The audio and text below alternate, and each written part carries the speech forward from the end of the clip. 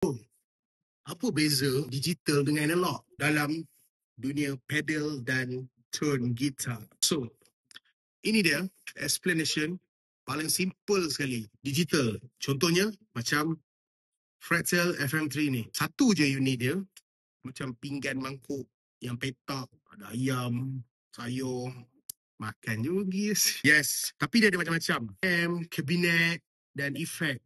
Kau boleh save kau punya tone, recall preset, program ikut set list, semua dalam satu unit ni je. Nak gig besar, nak session, nak TV show, recording, plug in je, settle. Tapi dia bergantung pada teknologi dan update. Sekarang analog.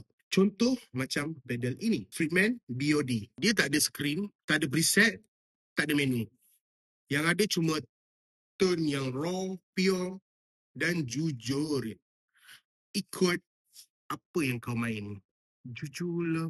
So, kau adjust semua manual dari gain, bass, treble, present, ikut telinga dan kau punya hati. Kesimpulannya, digital bagi kemudahan yang fleksibel. Power untuk live dan studio. Analog bagi soul dan karakter yang susah nak tiru.